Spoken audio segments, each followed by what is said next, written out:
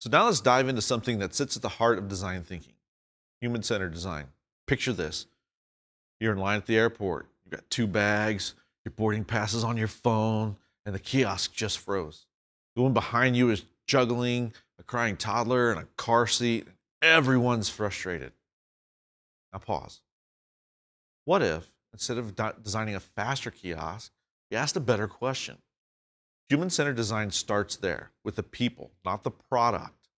This is not about the sleekest app or the smartest algorithm. It's about the mom. It's about the crying kid. It's about the traveler. It's about the person.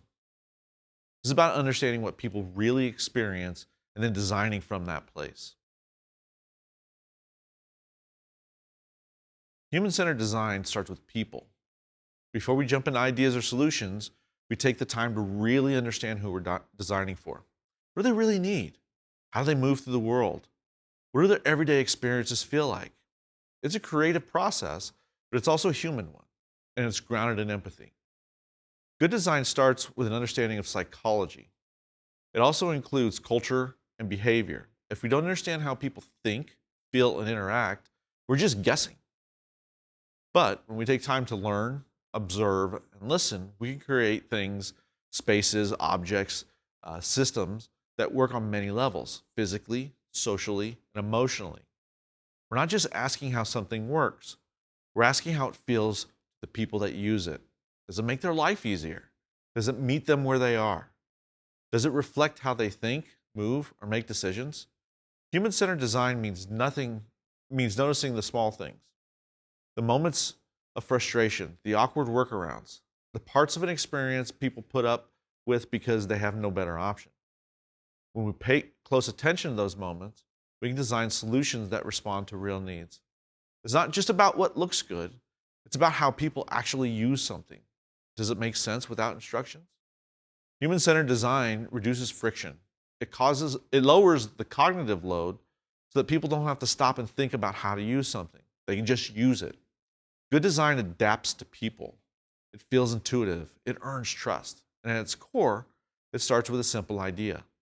People come first. And so here's the shift. We're not only designing for people, we're designing with them. Human-centered design means creating with the people who will use what we design. Their insights lead to better, more meaningful results. So imagine this for a moment. You've been asked to design a new public transit app. Now, a tech-first approach might be go straight to the features. We want GPS tracking, real-time updates, payment integration, sleek user interface, and sure, all those are important. But is it a human-centered approach? That starts somewhere else, and that's the big shift.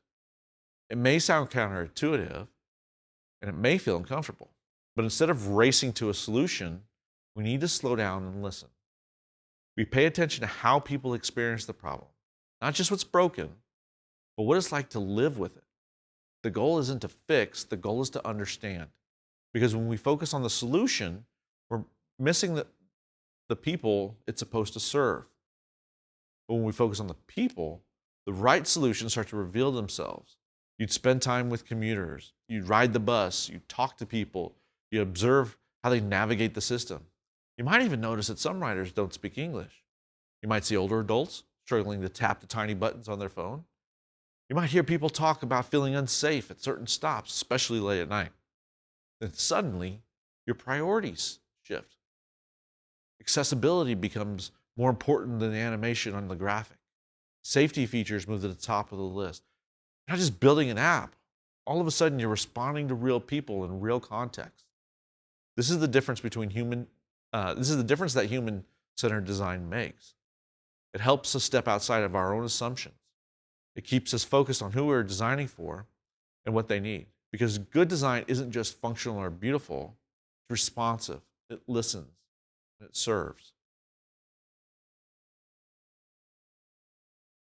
That brings us to one of the most important ideas in human-centered design, empathy.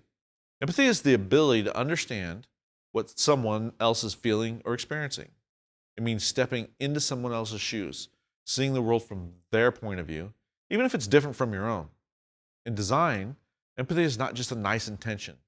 It's not sympathy or pity, it's a way of learning. It's about listening, observing, and paying close attention to the details that often go unnoticed. Empathy is a research method. So take this example. Design team was working in a children's hospital and noticed that young patients were terrified of getting into the MRI. Loud sound, this big plastic tunnel.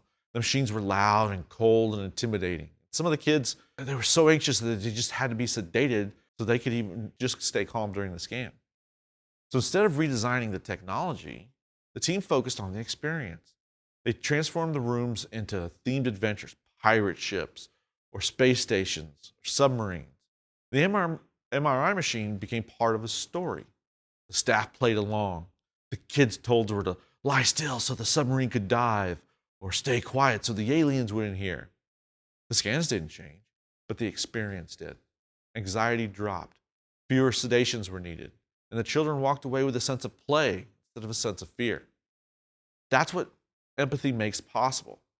It helps us design not just for function, but for feeling. And that shift can change everything.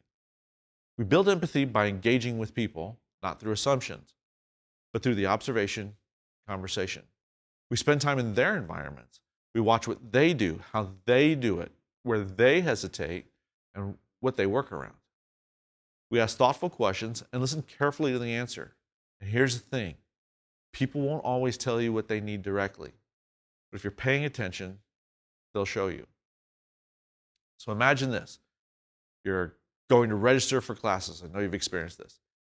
You have a hold on your account and some vague message saying, see your advisor. So you send an email, no response. Check the online system, but all the appointments are booked. Your degree audit is confusing and you're not even sure if you're going to graduate on time. You need academic advice, you need clarity. And what you're getting is uncertainty layered with a lot of stress.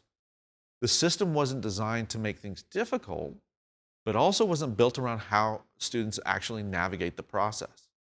Empathy helps us recognize the difference between how a process is supposed to work and what it actually feels like to go through it. It pushes us to ask, what does this person need right now? When you notice the struggle, that moment of tension or confusion, that's empathy in action. And often, that moment becomes the spark for something better. Empathy helps us ask better questions. Not, how can we streamline advising, but what's making it so hard for students to get the support they need when they need it? It helps us reframe the problem. What looks like a scheduling issue might actually be a communication breakdown or a system that doesn't reflect how students actually plan their semester. Empathy helps us see those possibilities and design for what really matters. And I'll give you an example. My design firm used to design schools. And typically, anywhere in the country, we would have where the teacher writes on the wall, that's called the teaching wall. And the teaching wall is designed for whom? The teacher, right? But really, a school is not for the teachers, it's for the students. So making a little shift by reframing, we started to call it a learning wall. And the second we called it a learning wall, it made us think differently about how students were engaging with that information, not how the teacher was posting it. So design teams that take time to observe, listen, and co-create don't just make things usable. They make them more thoughtful and more intuitive, and then indeed more human. So take the IDEO team that is redesigning the vegetable peeler. This is their famous design. It wasn't just about improving grip or sharpening with the blade. It started with empathy. They spent time with people who had arthritis and realized that traditional peelers, and think of the one maybe your grandmother had, the metal one, and it's kind of hard to hold, that people with arthritis, it caused them pain and frustration. By designing around those real experiences, they created something that worked better for everyone. That insight came from listening. The impact came from designing with people, not just for them. And here's the big ironic thing. Your hand and my hand also does not like holding the old potato peeler. So when we listened to the extremes, in this case, maybe someone with arthritis, the rest of the world also was able to benefit from that insight gained. So here's your challenge this week. Slow down. Look around and pay attention to how people interact with the world. When someone is frustrated, ask yourself why. When something takes longer than it should, dig into what might be causing the delay. These small moments of friction often reveal opportunities for better design. to start to build your empathy muscle, not just through emotion, but through curiosity. In the next video, we'll walk through how to choose your own design challenge, something real and something that matters to you.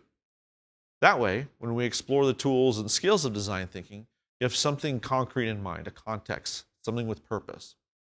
Besides, this process isn't just about learning the steps. It's about learning how to see the world differently and knowing where to begin.